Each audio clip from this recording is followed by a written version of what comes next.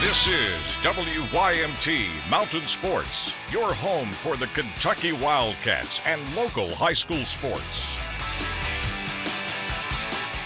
The basketball Cats move up to number 4 in this week's Associated Press Top 25 poll. Kentucky will go to Brooklyn to play a struggling Ohio State team Saturday. The Cats get a win over Arizona State, now 9-1 on the season. That one loss at UCLA, but the Big Blue Nation can see struggles with Kentucky even in wins this year.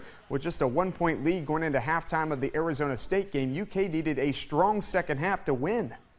Coaching in this program, it's about March. It's about getting your team right so that you can make a run in March. That's what this all is. Now, last year spoiled all of you, and it spoiled me. So the beginning of the year, you start fighting this a little bit. This is what it is. Here's where we are. Let's try to get better. Next up for number 4 Kentucky is the Ohio State University this Saturday, December 19th, right here on WYMT. It's the CBS Sports Classic, 3:30 tip time in Brooklyn. Kentucky's Makayla Epps is the National Player of the Week by ESPNW.com. Epps put together one of her best individual performances against Louisville in Rupp Arena, hitting 10 of 11 from the field and scoring 24 points. She followed that up Sunday against Middle Tennessee, scoring 17 points on 8 of 13 shooting. Epps leads the Cats this season, averaging 17 points per game and 6 assists. The Kentucky women stay at number 8 this week in the new Associated Press Top 25 poll. UConn, the unanimous number 1 team in the nation. 2 other SEC schools to look at: South Carolina at number 2, Mississippi State right behind the Wildcats at number 9.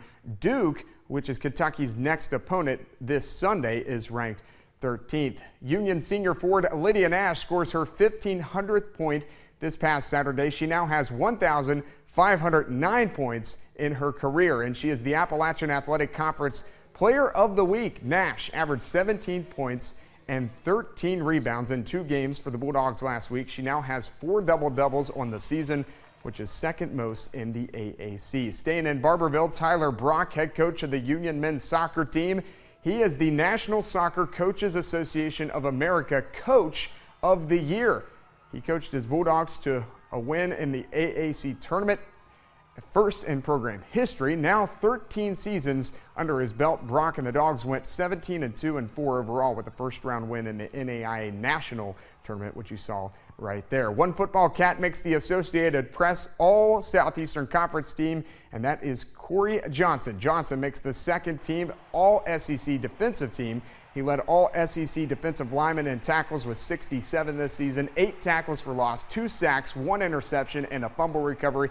He recorded a career-high 19 tackles, including the game-ending quarterback sack in the overtime win versus Eastern Kentucky. Coming up next, Rajon Rondo will not play tomorrow night's game against the Houston Rockets. We'll have more on his suspension. Welcome back. Bengals head coach Marvin Lewis saying today that his starting quarterback Andy Dalton will not need surgery on his broken thumb, but is week to week. Dalton likely not to play the rest of the regular season. A.J. McCarron, the former Alabama quarterback and national champion, will start beginning this Sunday against the 49ers. His teammates have his back all the way. That's why they drafted him, you don't win national championships for no reason. So we know that he has the capability to lead us, and we're gonna stand by him. Former Kentucky Wildcat and Sacramento King Rajon Rondo suspended for tomorrow night's game against the Rockets. Rondo was ejected December 3rd for homophobic slurs toward longtime ref Bill Kennedy. On Monday, Kennedy told Yahoo Sports that he's gay. Rondo apologized on Twitter, saying his actions were out of frustration and do not reflect his feelings toward the LGBT community.